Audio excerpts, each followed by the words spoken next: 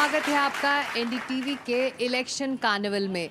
आज ये कारवां पहुंचा है पश्चिमी उत्तर प्रदेश के एक बड़े शहर मेरठ में।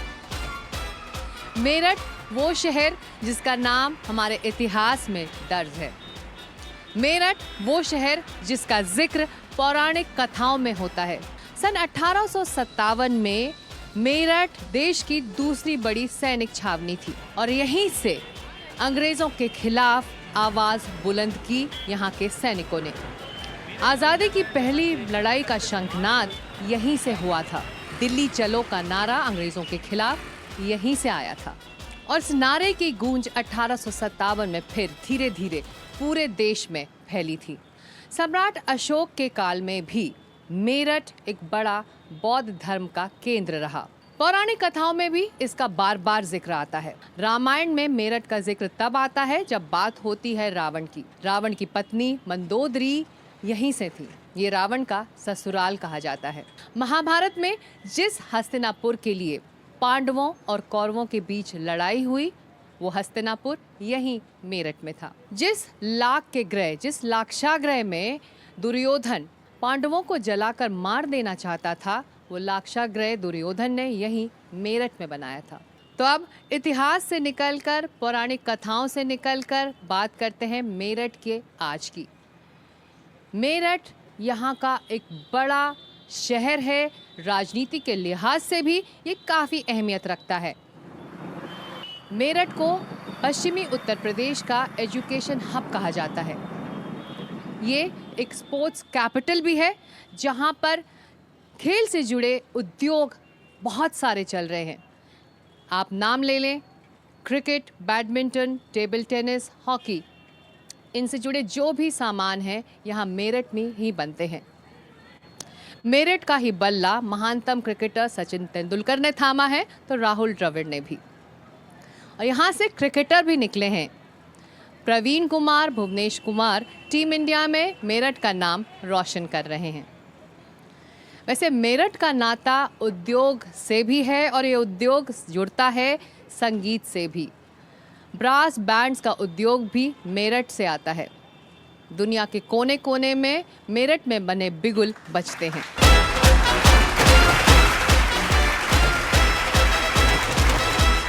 अब नज़र चुनावों पर, क्योंकि बात हो रही है राजनीति की, तो यहाँ के जो चुनावी समीकरण है उस पर भी नज़र डाल लेते हैं।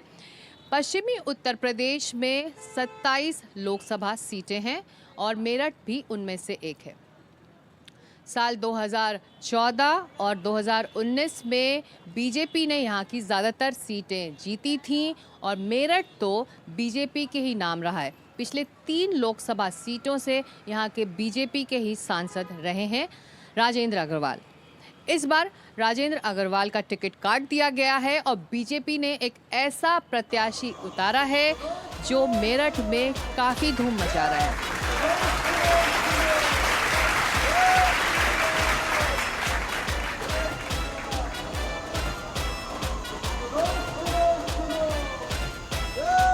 और अब इलेक्शन कार्निवाल पर जुड़ गए हैं वो शख्स जो मेरठ में जहां जा रहे हैं खूब सारी भीड़ जुटा रहे हैं। अरुण गोविल, स्वागत है आपका एनडीटीवी के इलेक्शन कार्निवल में। धन्यवाद। मेरी आपकी मुलाकात इसी साल जनवरी में मुंबई में हुई थी जी। तब अयोध्या में प्राण प्रतिष्ठा की तैयारी हो रही थी।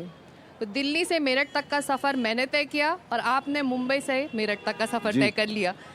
ये लंबा सफ़र क्यों तय किया है और ये फैसला क्यों? ये लंबा सफ़र तय इसलिए हुआ कि अचानक प्राण प्रतिष्ठा के दिन मेरे मन में यह आया कि मुझे 1 to 1 जाकर जन सेवा करनी चाहिए। रामायण के द्वारा हमने सेवा तो बहुत की, आध्यात्मिक सेवा की, संस्कृति की सेवा की, मॉरल्स की सेवा की, पर अचानक उस दिन मन में आया कि जन सेवा भी करनी चाहिए, 1 to 1 जो डायरेक्ट कांटेक्ट होता है। तो वो बात मेरे मन में आई और फिर अचानक पता नहीं, या तो मेरी बात राम जी ने भी सुन ली होगी और फिर अचानक मैंने सुना एक दिन कि मेरा नाम मेरठ से कहीं चलना शुरू हुआ है जी। तो मैंने टेलीविज़न में भी देखा, मुझे मित्रों ने भी बताया और भी लोगों ने बताया कि तुम्हारा नाम हमने पढ़ा, शायद टिकट मिल रहा है। तो मैंने कुछ ख़ास बहुत रिएक्ट नहीं किया। मैंने कहा भाई मुझे भी इतना ही पता है जितना आपको पता है, मैं भी टेलीविज़न देखता हूँ तो मुझे पता लग जाता है कि कहाँ क्या हो रहा है। और फिर अचानक एक दिन ये हुआ कि नाम जो है वो घोषित हो गया। ठीक है, आप मेरठ आपकी जन्मभूमि है, आपका जन्म यहाँ हुआ, लेकिन राजनीति रास आ रही है जितने दिनों में आपने यहाँ पे समय बिताया है। अभी पहली बात तो ये कि सो कॉल्ड राजनीति जिसे हम कहते हैं, हाँ। ठीक है, उसकी तो शुरुआत हुई नहीं है अभी। हाँ। अभी तो सिर्फ चुनाव में भाग लेना है, तो उसकी जो भी हम उसके लिए कर सकते हैं, जनसंपर्क, बेसिकली मेरा काम है जनसंपर्क करना। बाकी तो जो संगठन है, वो पार्टी है, जो वो अपने आप, बीजेपी अपने आप देखेंगी कि किस तरह से चुनाव किया जाता है। तो मेरा जनसंपर्क का काम है, वो मैं अभी कर रहा हूँ। और उसके बाद भी मैं सो कॉल्ड राजनीति जिसे आप कहते हैं ना, हाँ। मैं वो शायद नहीं कर पाऊँगा, मतलब क्योंकि मुझसे वो होती नहीं है। मैं तो सीधा सीधा यहाँ जनसेवा करने आया हूँ, वही करूँगा जितना हो आप सकेगा। क्या कह रहे हैं मेरठ की जनता को जब आप उनसे मिलते हैं, या नहीं, वो मुझे आपसे कुछ मिलते भी हैं? कहने की ज़रूरत ही नहीं है। हाँ। मतलब आज जैसे पूरे गांव में हम लोगों ने, कितने गांव में हमने वो एक रोड शो जैसा किया, हम लोग गए, मुझे कुछ कहने की ज़रूरत नहीं पड़ती। मैं सिर्फ उनको अभिवादन कर देता हूँ और बाकी का काम वो अपने आप कर देती हैं। मतलब आप ये देखिए, वो गांव की वो औरतें जो कहते हैं कि घर से बाहर नहीं निकलती, सारी औरतें गली में आ जाती हैं, मुंह पर पर्दा है, उनके घूंघट उन्होंने लगाया हुआ है और फूल फेंक रही हैं, ऊपर से फूल बरसा रही हैं। तो मुझे कुछ कहने की ज़रूरत नहीं पड़ती वहाँ कि मुझे आप वोट दीजिए या मुझे ये कुछ भी नहीं कहना है। सिर्फ मैं ऐसे ही अभिवादन करता हुआ निकल जाता हूँ और बाकी का काम वो लोग अपने आप कर देते हैं। अपने आप कर लेते हैं। ये बताइए कि आर्टिकल 370 में जो मूवी है, जो आप हाल में रिलीज़ हुई, आपने वहाँ पर पीएम मोदी का किरदार निभाया और फिर रामायण में राम का। तो ये जो रियल लाइफ किरदार होते हैं असल ज़िंदगी में, जब आप इस तरह के मैदान में या अखाड़े में उतरते हैं तो उसका फ़ायदा मिलता है? उसका फ़ायदा वो मुझे नहीं पता कि लोग कितना उसका फ़ायदा करते हैं, लेकिन मतलब श्री राम के जो चरित्र करने से ऑफ कोर्स मुझे जो पहचान मिली, एक वो पहचान लोगों के रिएक्शन में आती है, क्योंकि मुझे देखते ही जय श्री राम के का उद्घोष होने लगता है, तो वो पहचान तो है। और पहचान अपने आप में बहुत बड़ा फ़ायदा होती है। डायरेक्ट फ़ायदा और किसी तरह का ना हो, पर पहचान का तो फ़ायदा होता है। और जहाँ तक 370 का प्रश्न है, उसका मुझे अंदाज़ा नहीं है, बिकॉज जय श्री राम ओवरटेक्स एवरीथिंग। आप कह रहे हैं कि जो रामायण ने आपको पहचान दी, उसका फ़ायदा इस बार मिल सकता है इन चुनावों में?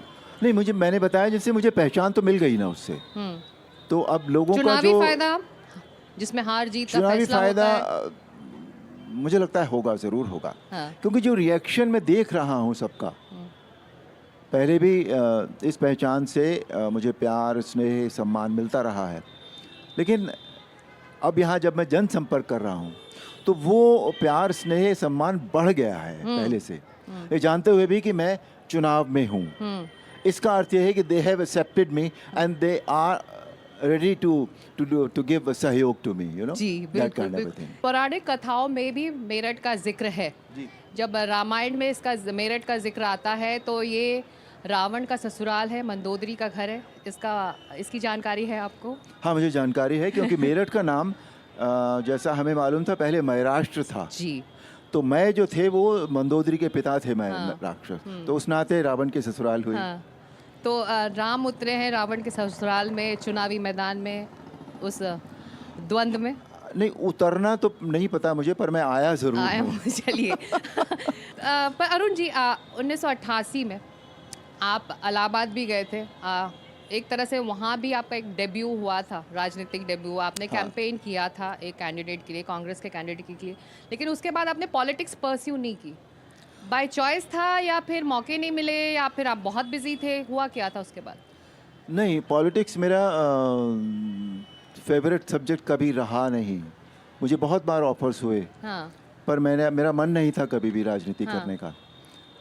पर अचानक, जैसे मैंने बताया कि रामलला की प्राण प्रतिष्ठा होने के बाद मेरे मन में आया कि जनसेवा करनी चाहिए, और जनसेवा करने के लिए ये एक अच्छा मौका मुझे मिला कि मेरा नाम यहाँ से दिया गया।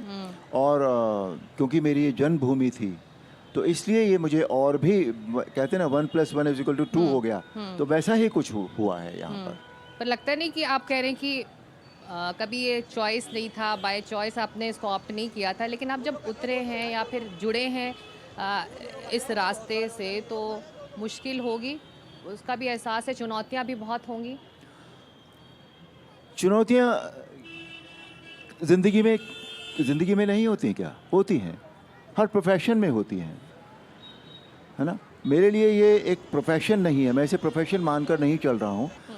I will not never be a career professional, career politician at all. I am very clear about it कि मैं यहाँ जन सेवा करने आया हूँ और मैं वही करूँगा। और एक आखिरी सवाल, क्यों वोट दे मेरठ की जनता आपको? मुझे मेरठ की जनता क्यों वोट नहीं दे, ये आप बताइए। चलिए, यहाँ की जनता मौजूद है, हम इनसे भी पूछेंगे। मैं आपसे पूछना चाहता हूँ, बताइए, आप मुझे वोट देंगे? मैं इनके पास जाती हूँ। वोट देंगे? वोट देंगे? हम गोविंद जी को इसलिए वोट देंगे क्योंकि ये मोदी जी का सपोर्ट है। आप सपोर्टर हैं, आप वोट देंगी बीजेपी के प्रति? देखिए, मोदी जी ने जिस तरह से देश में सुशासन और सुव्यवस्था दी है, विकास की राह पर उसको अग्रसर किया है, और हमारे लिए राम जी के प्रतिबिंब अगर हम कहें, राम की छवि अगर आप आंखें बंद करेंगे तो भारतीय जनता आज भी अरुण जी को जानती है, तो इसलिए हम तो ज़रूर करेंगे। जनता का भरोसा यहाँ दिख रहा है और अरुण जी आपकी अपील भी काम आ रही है, लेकिन आप बहुत स्पोर्टिंग हैं, इसीलिए जाने से पहले जो हमने एक राउंड वहाँ किया था मुंबई में, कुछ वैसा ही मैं करना चाहूँगी। मैं आपको एक एक शब्द दूंगी और उसका आपके लिए क्या मतलब है, आप उसका जवाब दे सकते हैं, चाहे एक सेंटेंस में, चाहे। कोशिश करूंगा अगर जवाब दे पाया तो। ओके। पहला शब्द है चुनाव। चुनाव किसी भी डेमोक्रेसी के लिए बहुत इंपॉर्टेंट होता है। वोटर। दोनों एक दूसरे के कॉम्प्लीमेंट्री हैं, चुनाव और वोटर, तो वोटर भी उतना ही ज़रूरी होता है। उम्मीदवार। ये सारे जो आप शब्द पूछ रही हैं ना, ये सब एक दूसरे के पूरक हैं, कॉम्प्लीमेंट्री हैं। वोटर उम्मीदवार को देखकर ही अपना वोट देता है। चलिए, आप जोड़ते जा रहे हैं, तो मुद्दे भी वोटर कंसीडर करता है कि हमारे जो अभी तक जो लोग थे उन्होंने कुछ किया है तो वोट उन्हीं को जाता है, उन्होंने नहीं कुछ किया है तो वोटर बदल देता है। बिल्कुल। और एक आखिरी शब्द,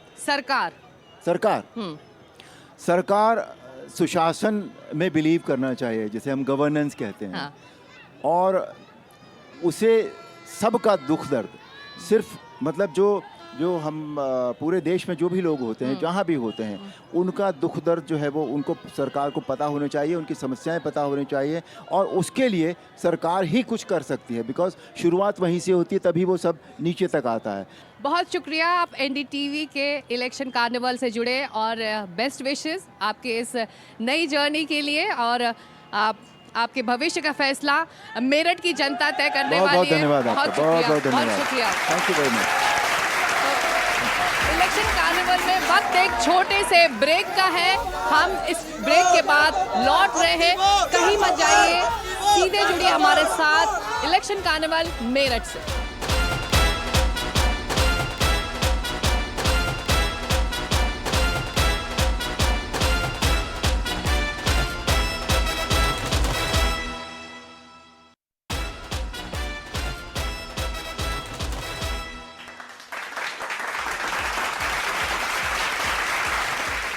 मेरठ में चुनावी पारा चढ़ा हुआ है, राजनीतिक सरगर्मियां जोरों पर हैं। कुछ देर पहले हम बीजेपी के उम्मीदवार अरुण गोविल को सुन रहे थे, जो इसी मंच पर यहां की जनता से अपील कर रहे थे, लेकिन समाजवादी पार्टी और बीएसपी ने भी अपनी तैयारी कर ली है अरुण गोविल को कड़ी टक्कर देने के लिए। दोनों कैंडिडेट्स, समाजवादी पार्टी की सुनीता वर्मा और बीएसपी के देवव्रत त्यागी, इस वक्त कैंपेनिंग में जुटे हुए हैं, तो इसीलिए उन्होंने अपने रिप्रेजेंटेटिव्स को यहाँ पर हमारे मंच पर भेजा है इलेक्शन कार्निवल से जुड़ने के लिए।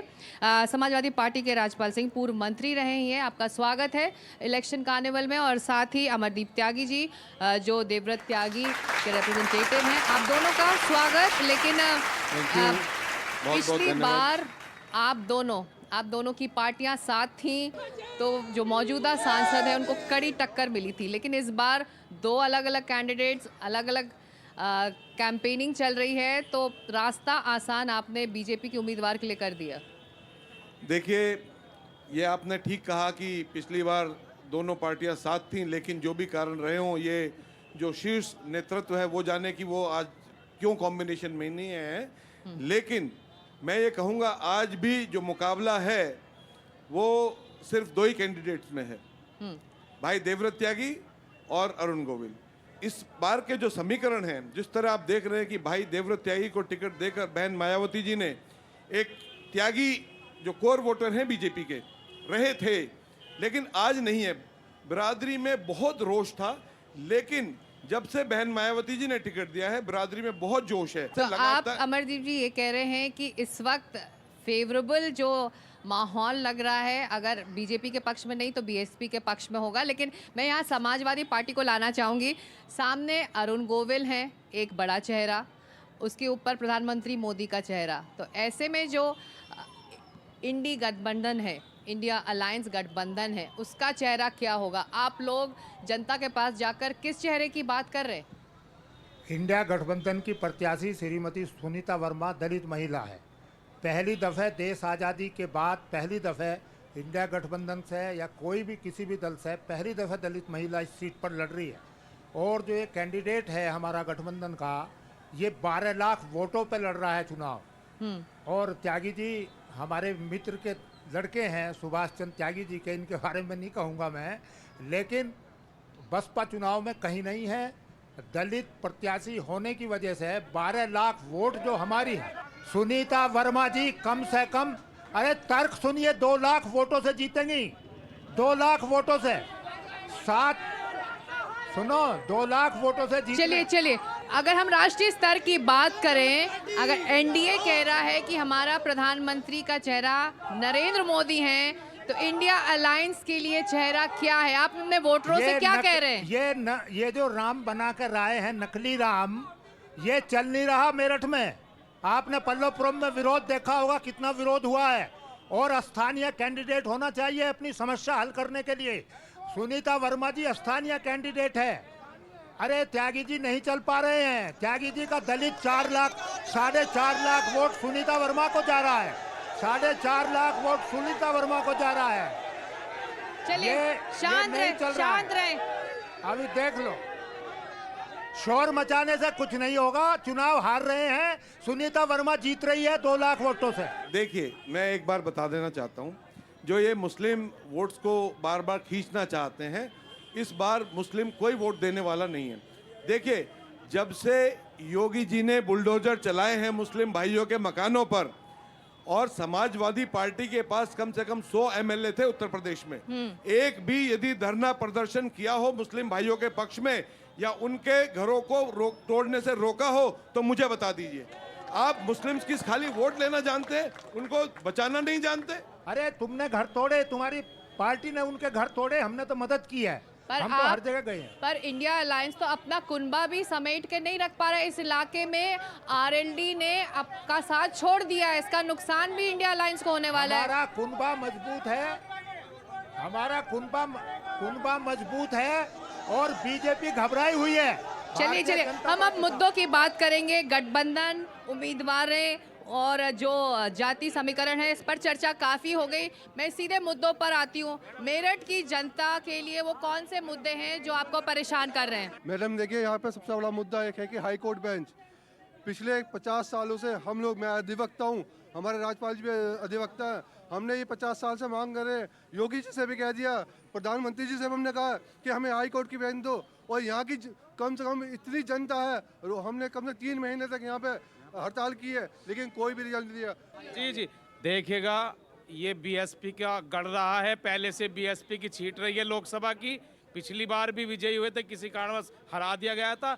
यहाँ पे बीएसपी के सिवा कोई प्रत्याशी नहीं। साइकिल चलेगी, साइकिल। चलिए, तो तमाम मुद्दे हैं जिस पर वोट डाले जाएंगे। जी, मैं सपा वालों से और उनसे भाजपा वालों से ये पूछना चाहता हूँ, 15 साल भाजपा के सांसद रहे या मेरठ में, उन्होंने दिखाई नहीं दिए 15 साल तक सांसद भाजपा के, एक कोई काम नहीं किया। मैं समाजवादी पार्टी के जो पूर्व अध्यक्ष जी बैठे, मैं उनसे पूछना चाहता हूँ, समाजवादी सरकार में 450 दंगे हुए थे, किस मुंह से आप जनता में जाएंगे? इस परीक्षा में सबसे बलवान वोटर होता है। ये वो तमाम मुद्दे हैं जिस पर सोचकर अब वोटर को ये तय करना है कि उनका प्रतिनिधि कौन बने। देखना होगा कि गिनती वाले दिन मेरठ से क्या नतीजे आते हैं। बहुत बहुत शुक्रिया आप दोनों का इस चर्चा में शामिल बहुत होने बहुत के लिए धन्यवाद और एनडीटीवी एनडीटीवी कॉलिंग के us. Thank you. Election campaign में शामिल होने के लिए, इलेक्शन कार्निवल में शामिल होने के लिए शुक्रिया शुक्रिया शुक्रिया।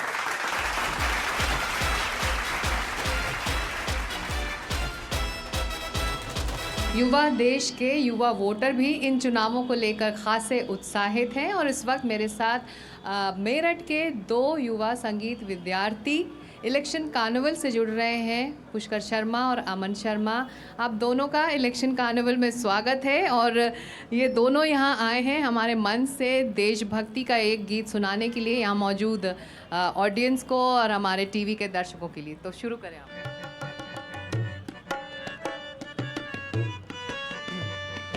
वक्त की आवाज है मिलके चलो, ये जिंदगी का राज है मिलके चलो।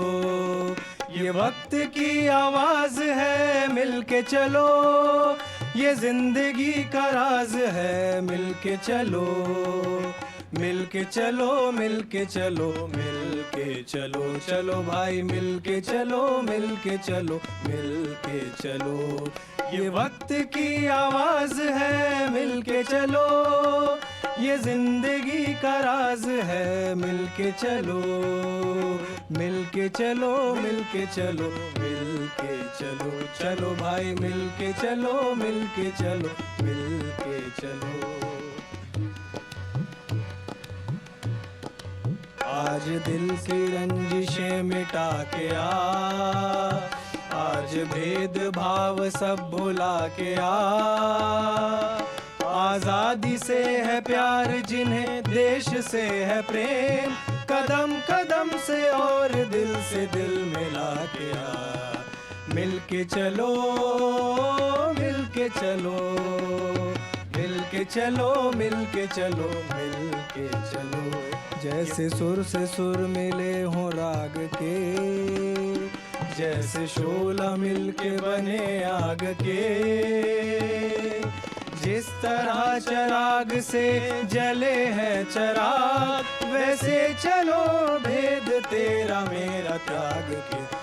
मिलके चलो मिलके चलो मिलके चलो मिलके चलो मिलके चलो मिलके चलो मिलके चलो, चलो भाई मिलके चलो मिलके चलो मिलके चलो।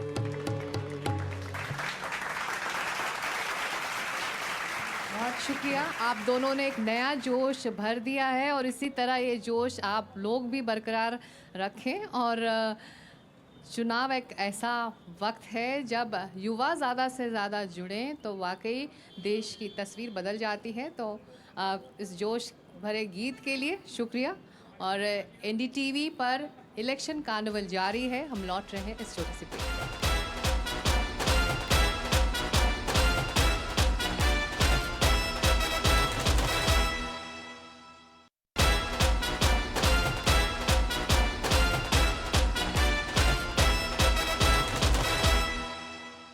स्वागत है आपका एक बार फिर एनडीटीवी के इलेक्शन कार्निवल में। और ये कारवां पहुंचा हुआ है मेरठ। ब्रेक से पहले हम बीजेपी के प्रत्याशी जो मेरठ से हैं अभिनेता अरुण गोविल से बात कर रहे थे। तो अरुण गोविल की काफ़ी धूम है यहाँ पर, लेकिन हमको पता चला है कि मेरठ में एक और शख्स भी है जो फिल्मी पर्दे से जुड़ा हुआ है और काफ़ी धूम मचा रहा है। तो हम अब इनवाइट करेंगे सनी देओल का। सनी देओल यहाँ पर मंच पर आए इलेक्शन कार्निवल के। आइए सनी देओल जी।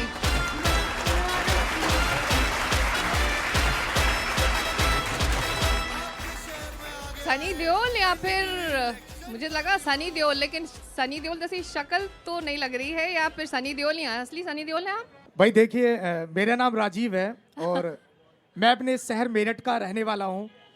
और शायद यहाँ पे जितने भी लोग हैं सभी लोग मेरे पुराने परिचय भी हैं जो 20 साल से 25 साल से मुझे जानते हैं। आपके शहर के ही हैं राजीव और स्टैंड अप कॉमेडियन हैं। आप लोगों का उत्साहवर्धन करने के लिए, आप लोगों का मनोरंजन करने के लिए इलेक्शन कार्निवल से जुड़ रहे हैं। तो सनी देओल का ही आप रोल अदा करते हैं या फिर और भी किरदार हैं जिसको आप फॉलो करते हैं? मैं सनी देओल साहब को ही अपना गुरु मानता हूँ और आज मैं जो भी कुछ हूँ सनी देओल साहब की वजह से ही हूँ।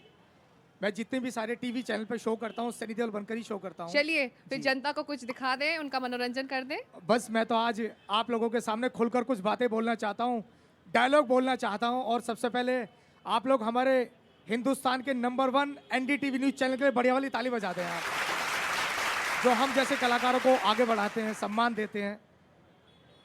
भाई सनी देओल साहब के कितने फैन हैं यहाँ पर, ये बताइए? सभी हैं, ज़्यादातर सभी हैं। तो सबसे पहले मैं एक डायलॉग आप लोगों से पूछना चाहूंगा और मैं एक डायलॉग बोलना चाहूंगा आप लोगों से।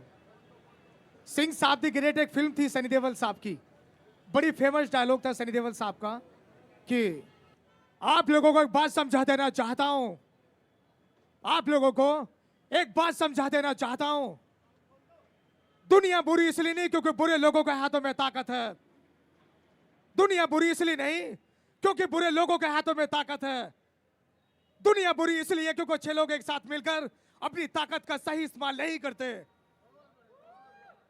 विवेकानंद जी ने कहा है, उठो जागो शक्तिशाली बनो, क्योंकि बलि हमें सब बकरे की दी जाती है, शेर की नहीं, शेर बनो। आप लोगों से बात पूछ लेना चाहता हूं, भाई साहब थोड़ा ध्यान देंगे प्लीज आप। जनता की वजह से नेताजी होते हैं या नेताजी की वजह से जनता होती है? जी जी, तो आप नेताजी के लिए भी और जनता के लिए भी बढ़िया वाले ताली बजाते हैं आप सभी, क्योंकि दोनों की वजह से सब कुछ है। बहुत शुक्रिया राजीव, आप आए इस मंच पर और एंटरटेन किया हमारी ऑडियंस को, हमारे दर्शकों को। शुक्रिया और more power to you. Thank you, thank you, thank you. अब हमारे साथ हैं उत्तर प्रदेश सरकार में ऊर्जा राज्य मंत्री सोमेंद्र तोमर। सोमेंद्र तोमर जी, बहुत शुक्रिया वक्त निकालने के लिए। आप लोगों के लिए बहुत हेक्टिक होगा, बहुत सारा चुनावी प्रचार करना है, लेकिन अरुण गोविल को पार्टी ने यहाँ उतार के आप लोगों की जो मेहनत थोड़ी कम कर दी है, रास्ता थोड़ा आसान हो गया। देखिए, मैं सबसे पहले NDTV का धन्यवाद करना चाहूँगा। आपके माध्यम से मुझे अपनी बात रखने का अवसर मिला है, और हम जिस दल और विचारधारा के लोग हैं, हम चुनाव को चुनाव के तरीके से लड़ते हैं। माननीय मोदी जी का करिश्माई नेतृत्व है और योगी जी के द्वारा जो प्रदेश में काम हो रहे हैं, हम उन काम के आधार पर लोगों के बीच में जा रहे हैं। जब अरुण गोविल जी की बात आती है तो मैं ये कह सकता हूँ कि देश ही नहीं पूरे विश्व के अंदर राममय माहौल बना हुआ है, और जिन्होंने भगवान राम का अभिनय किया, केंद्रीय नेतृत्व, हमारे पार्टी नेतृत्व ने मेरठ की देवतुल्य जनता के बीच में उन्हें भेजा है, तो ये हम लोगों के लिए गौरव की बात है।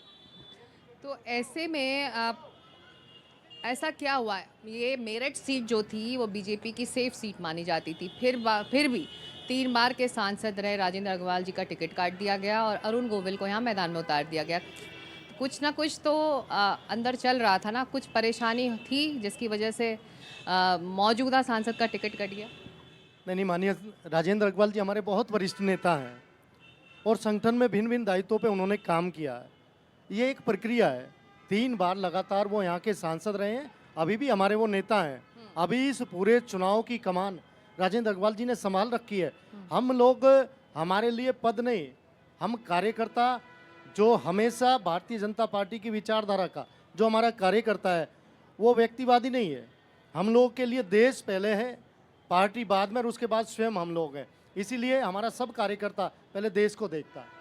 तो आप किन मुद्दों को लेकर अपने वोटरों के पास लौट रहे हैं कि वो बीजेपी का सांसद यहाँ से लोकसभा के लिए भेजें? मुद्दे हैं या फिर एक चेहरा है मेरठ से अरुण गोविल जी का चेहरा और फिर राष्ट्रीय स्तर पर प्रधानमंत्री मोदी का चेहरा? आज सांस्कृतिक धरोहर भी सुरक्षित है और विकास भी हो रहा है।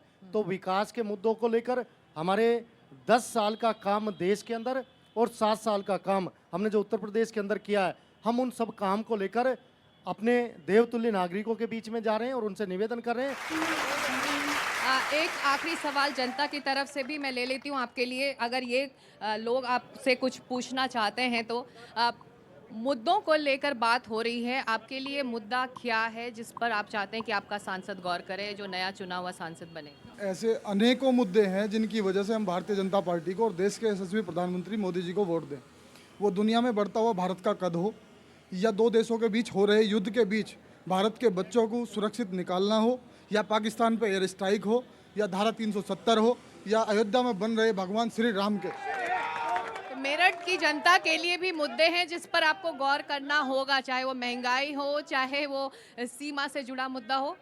तोमर जी, आज विश्व जिस तरह के माहौल से गुजर रहा है, आज हिंदुस्तान ही ऐसा देश है जिसने सबसे ज़्यादा महंगाई को अपनी पकड़ में रखा है, यानी महंगाई को कम करने का काम किया है तो सिर्फ हिंदुस्तान में हुआ, नहीं तो आप देख सकते हैं अमेरिका जैसा जो विकसित देश है उसकी हालत देखिए, आप अन्य ब्रिटेन से जैसे अन्य ऐसे देश हैं जो विकसित देश है, लेकिन यहाँ पर देश के यशस्वी प्रधानमंत्री जी की नीतियों के कारण यहाँ हम लोगों ने फिर भी देश के अंदर महंगाई को कंट्रोल किया है।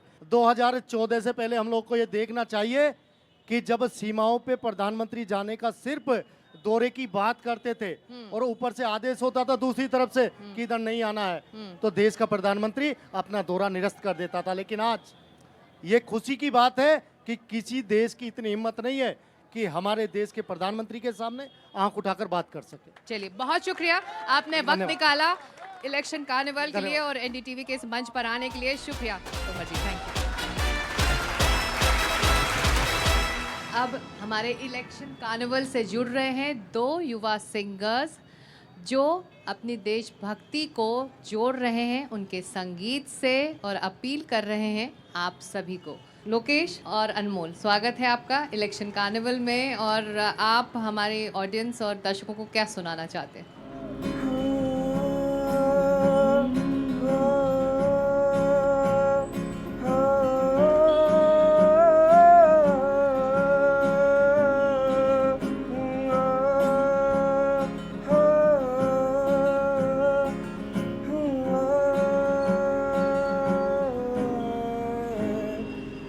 चले हम फिदा जानो तन साथियों, अब तुम्हारे हवाले वतन साथियों।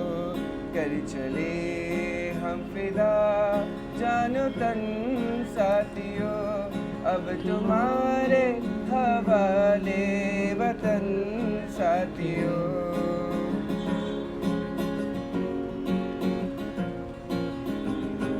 सांसें थमती गए, नफ्स जमती गए, फिर भी बढ़ते कदम को न रुकने दिया। कट गए सर हमारे तो कुछ गम नहीं, सही माले तो हमने न झुकने दिया। मरते मरते रहा बागपन साथियों, अब तुम्हारे हवाले वतन साथियों। कर चले हम फिदा जानो तन साथियों, अब तुम्हारे हवाले वतन साथियों। कर चले हम फिदा जानो तन साथियों, अब तुम्हारे हवाले वतन साथियों। बहुत खूब, बहुत खूब। अब युवा वोटर भी हैं आप मेरठ के, तो एक सवाल जाते जाते, आज चुनावों को लेकर उत्साह है आप में? बिल्कुल, चुनावों को लेकर उत्साह है क्योंकि हम देश के युवा हैं और हमारे देश का जो भविष्य है वो हमारे कंधों पर ही टिका हुआ है। और जो भी हमारी पार्टीज़ होती हैं, चाहे वो किसी भी क्षेत्र की क्यों ना हो, हम युवा बस यही चाहते हैं कि हर पार्टी अपने युवा पीढ़ी के लिए थोड़ा सा ध्यान केंद्रित करे और हमारे लिए रोजगार और हमारी ज़िंदगी को और बेहतर बनाए। इसी नोट पर इलेक्शन कार्निवल में एक छोटा सा ब्रेक, हम लौट रहे हैं जल्दी।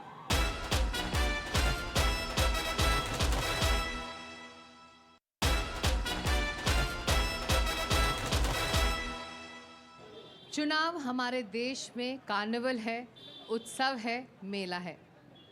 ऐसे में कला और संस्कृति से जुड़े लोग कैसे इससे अलग हो सकते हैं?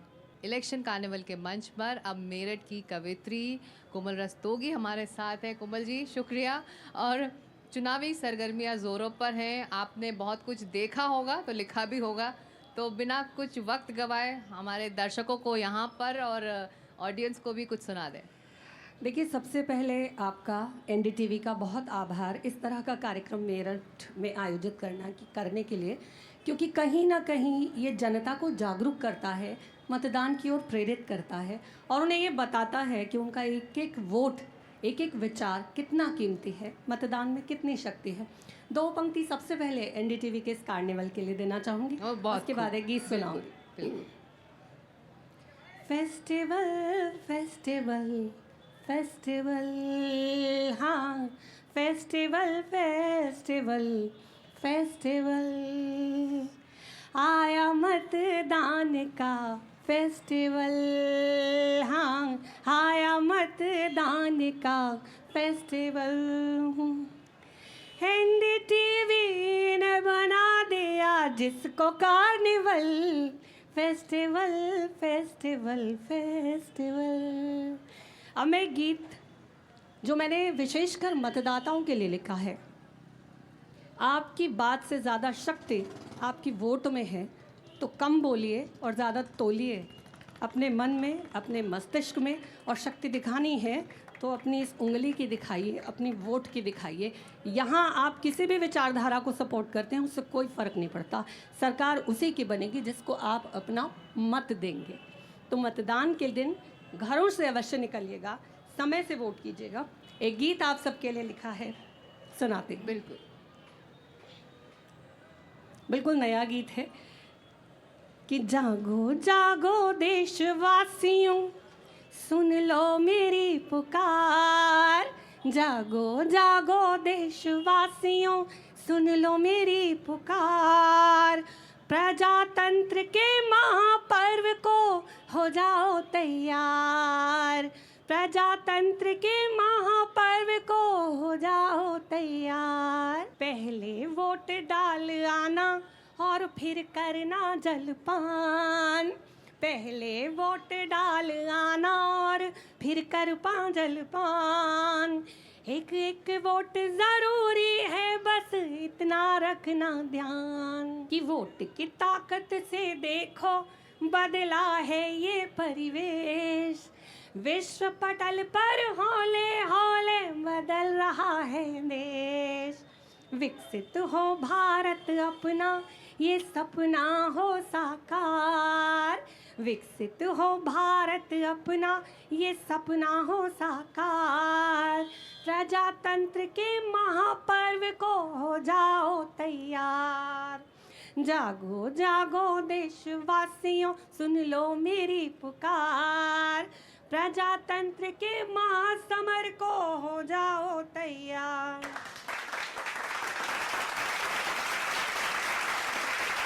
बहुत खूब कोमल जी।